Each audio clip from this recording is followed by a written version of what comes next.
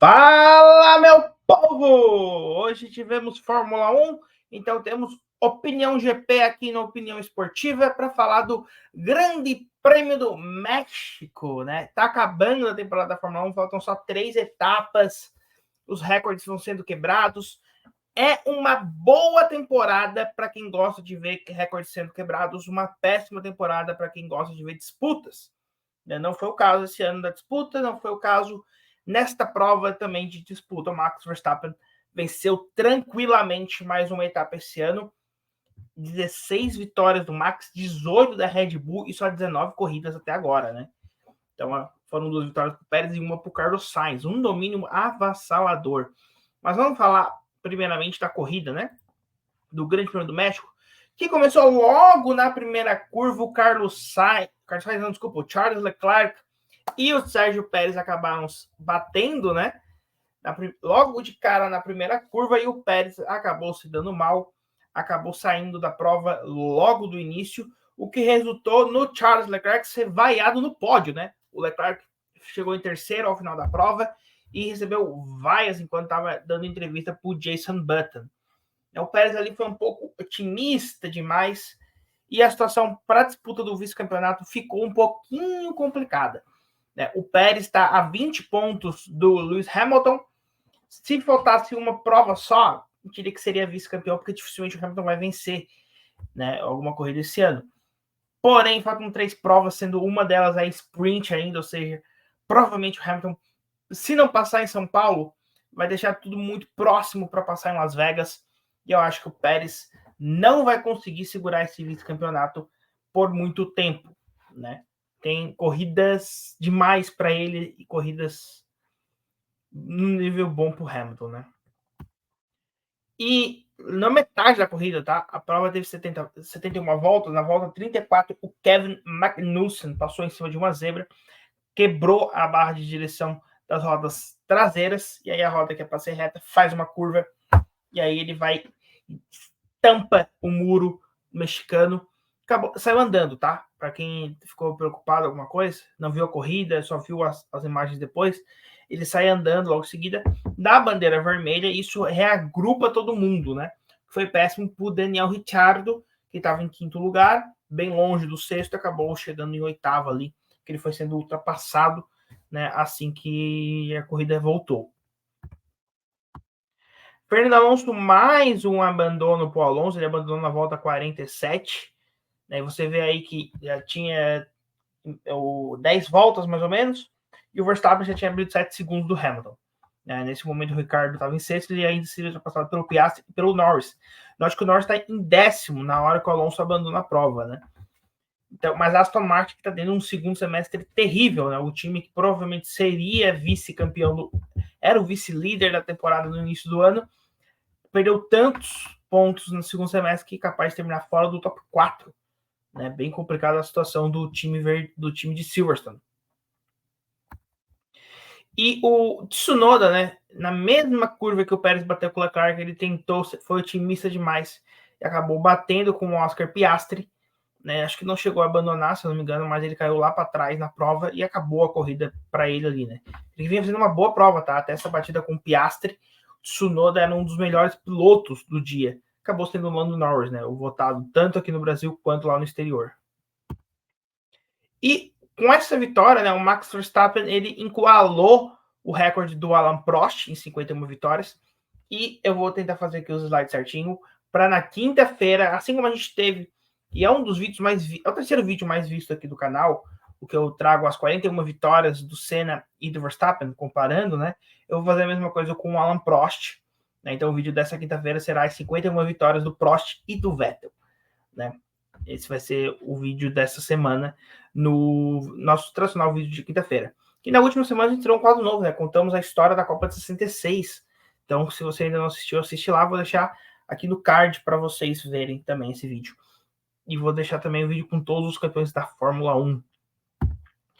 O Max bateu o próprio recorde, né? 16 vitórias numa única temporada, é o maior número de vitórias em uma mesma temporada para um piloto.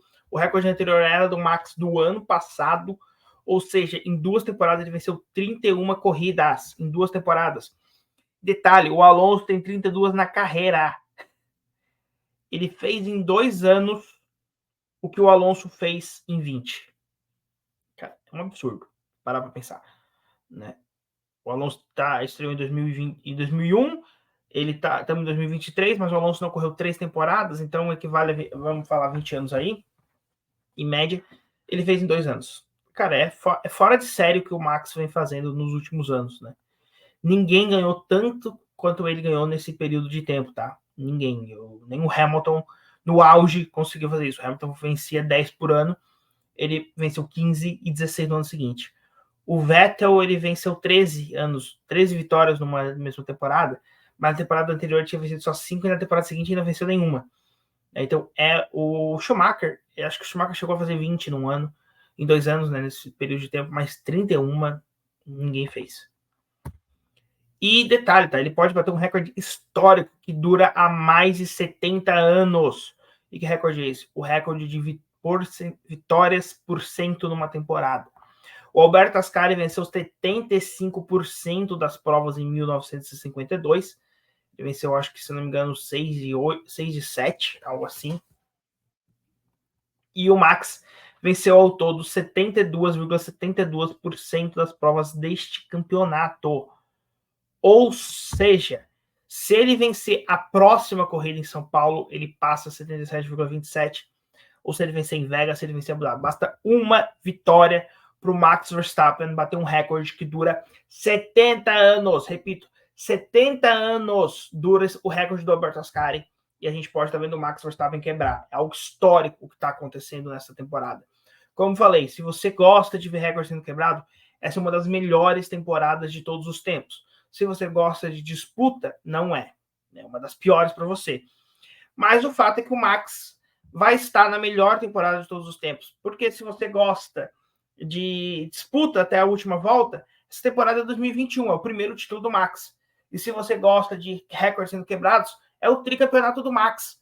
Então, ali acho que quase todo mundo concorda que o Max Verstappen está presente na melhor temporada da história da Fórmula 1, independente dos seus critérios, né? Ao menos que os seus critérios sejam que o brasileiro for campeão. Aí você vai para as 8 que a gente ganhou, né? 2 com o Fittipaldi, 3 com o Piquet e 3 com o Senna. Mas aí fechou aí. Né? Vamos ver como é que ficou a corrida no México, né? Max Verstappen ganhou a prova, Lewis Hamilton chegou em segundo e fez a volta mais rápida, então ele ganhou o ponto extra. Charles Leclerc completou o pódio. Aí vem Carlos Sainz, Lando Norris, que foi o piloto do dia. Né? Você vê ali que ele estava em 10º na hora que o Alonso abandonou e ele conseguiu chegar em 5º. Aí vem George Russell, Daniel Ricciardo e Oscar Piastri. Detalhe, né? Ele estava vindo rápido em ritmo assim. E a McLaren manda o Piastri inverter posição porque o Norris tinha um carro competitivo para chegar no Ricciardo e no Russell. E de fato, né? O Piastri deixa o Norris passar e ele ultrapassa o Ricciardo e o Russell. E o Ricciardo fez os seus primeiros pontos nessa temporada, fazendo com que apenas o Nick De Vries não pontuou esse ano. De Vries, que já saiu da Fórmula 1, correu as 10 primeiras corridas do ano, ele vai ser o único mesmo que não pontuou. Ou seja, apesar do domínio do Max, fazia tempo que eu não vi uma temporada em que todos os pilotos pontuaram. Todos os carros pontuaram, né? Porque o De Vries não pontuou, mas os seus 2 substitutos pontuaram, o Leo Lawson e o Daniel Ricciardo. Né? Todas as equipes, eu já tinha visto, mas todos os pilotos, não faltou nenhum.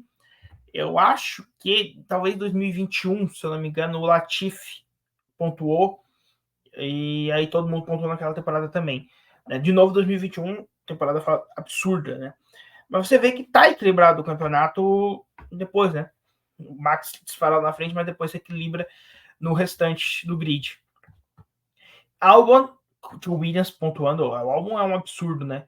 O que ele faz na Williams, assim, na Red Bull não deu muito certo, mas talvez seja que nem o Pérez, né? Que corria.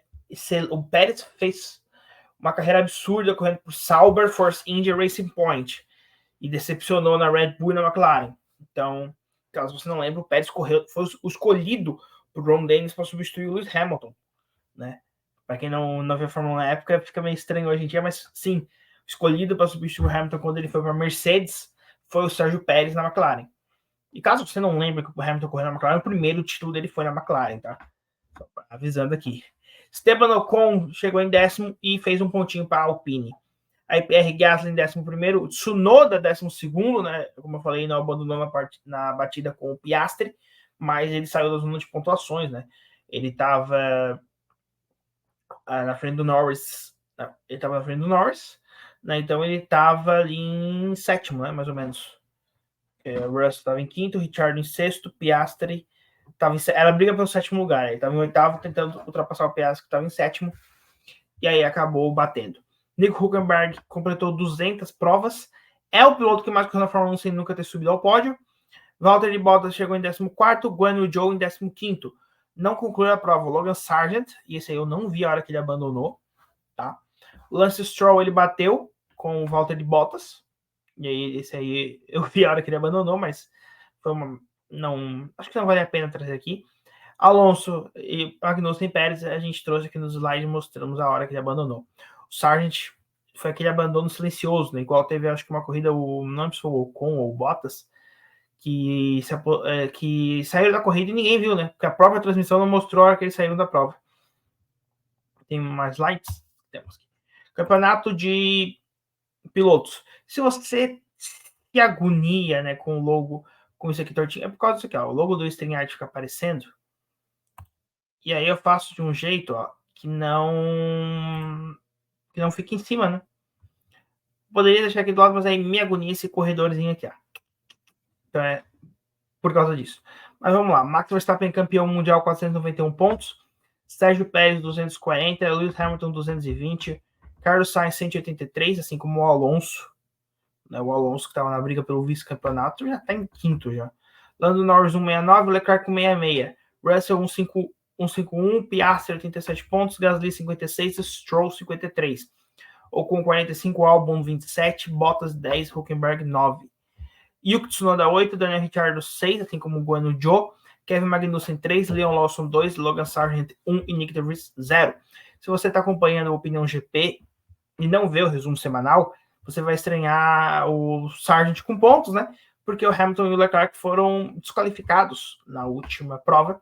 E aí, quando eu gravei o Opinião GP de Austin, isso não tinha saído ainda, mas no resumo semanal de segunda-feira eu avisei dessa desclassificação. Então, veja também o vídeo de segunda-feira, resumo semanal, que a gente traz as informações pós-corrida, né? As informações que não estão disponíveis à hora da gravação do Opinião GP, já estão disponíveis na hora do resumo semanal. E lá a gente fala de outros esportes também. Cobre basicamente todos os esportes do logo estão no resumo semanal, né? Basquete, futebol americano, Fórmula 1 e futebol tradicional. Campeonato de construtores, Red Bull lidera com 731 pontos, Mercedes vice-líder com 371, Ferrari 349, McLaren 256, Aston Martin 236, como eu falei, já está em 5º. Só não está em 6º porque a Alpine teve muito azar. Acho que ela ficou umas 3 corridas sem pontuar por azar, tá? Porque os carros estavam quebrando, alguém batia neles. Então a Alpine 101 pontos. Williams 28, AlphaTauri 16. AlphaTauri que era o pior carro quando virou o turno, com apenas 2 pontinhos do Tsunoda, achou o rumo de casa aí na reta final. Alfa Romeo, e principalmente depois que trocou o De Vries, né? Alfa Romeo 16 pontos e Haas 12. Agora a Haas é a pior equipe, como geralmente é há muitos anos, né? E agora vamos para os recordes que podem ser quebrados pela Red Bull. A gente trouxe do Max. Detalhe, né? A Mercedes de 2016, o W7. O W7 é porque o W1 é de 2010, então é mais fácil fazer acontecer. Né? O W7 ganhou 19 provas aquele ano, né? 19 de 21. Só não ganhou 2 provas. O Grande Prêmio da Espanha, vencido pelo Max Verstappen, e o Grande Prêmio, acho que da Malásia, vencido pelo Daniel Ricciardo. Né? As 2 corridas que eles não ganharam. E a Red Bull ganhou 18 até o momento, não ganhou apenas em Singapura, que foi o Carlos Sainz de Ferrari. Né? Então o RB19 está a uma prova de se tornar o carro que mais venceu em uma temporada. Né? Lembrando que faltam 3 etapas, né? E provavelmente ele vai vencer 2 dessas 3. Talvez o próprio Interlagos a Mercedes vença, né? A Mercedes tem um carro que é bom para a pista de Interlagos, tanto que venceu as 2 últimas edições, né? Hamilton em 21 e Russell em 22. Mas vamos lá. E aí tem as vitórias de porcentagem também, né? Porque antigamente, por exemplo, o MP44 só teve 16 corridas, né? Então o MP44 é o carro que mais venceu proporcionalmente, ele venceu 93,75% das corridas naquele ano, enquanto o RB19, se vencer todas, tá? Note que tem um asterisco aqui, se ele tem que ganhar Brasil, Vegas e Abu Dhabi, ele vai ter 95,45% das vitórias no ano. Nenhum carro fez 100% até hoje. O único carro 100% no ano é a Alfa Romeo de 1950, a Alfetta. Mas a Alfa Romeo decidiu não levar os seus carros para Indianápolis. Então, eles não correram uma etapa, como conta para o calendário, né, em porcentagem, cai lá para baixo os números da Alfa Romeo. Então, é isso. Próxima etapa é Brasil! Agora, 5 de novembro, esse final de semana agora, às 14 horas, teremos o Grande Prêmio de Interlagos, né? Grande Prêmio de São Paulo, de Interlagos, Brasil, né? E tem corrida sprint, né? Só que o que acontece, né? Infelizmente, a final da Libertadores é no mesmo dia da corrida sprint, dia 4 de novembro. E a gente aqui no canal, a gente cobre tudo. Então, provavelmente eu não verei a corrida sprint dessa vez no Brasil, para poder tentar cobrir o máximo possível para vocês aqui no canal. Então, dia 4 de novembro é a final da Libertadores, que vai ser a gente vai ter aqui no canal. O que eu vou assistir para poder trazer vídeo para vocês é a final da Libertadores, Boca Juniors e Fluminense. Né? Então, vai ter vídeo da opinião da rodada e tudo mais. Tudo para vocês. E aí, no domingo, sim, totalmente exclusivo para o Grande Prêmio de Fórmula 1. E a gente vai fazer aqui, obviamente, nosso vídeo tradicional, opinião da rodada, opinião do GP. Então, semana que vem tem a opinião da rodada e a opinião GP. Né? Tem os dois ao mesmo tempo. Então é isso. Né? Vejo vocês semana que vem com o que aconteceu no Grande Prêmio do Brasil. E, como falei, depende muito do horário. Se der para ver a sprint, eu cubro aqui para vocês. Se não, eu garanto só o Grande Prêmio mesmo, de fato, né? A corrida normal. Então é isso. Vou deixar aqui a playlist da Opinião GP para vocês verem as outras corridas, caso queira, né? Como foi todo esse processo ao longo do ano. E aqui vai estar para vocês o vídeo com todos os campeões da Fórmula 1 até agora. Então é isso. Vejo vocês na próxima e falou!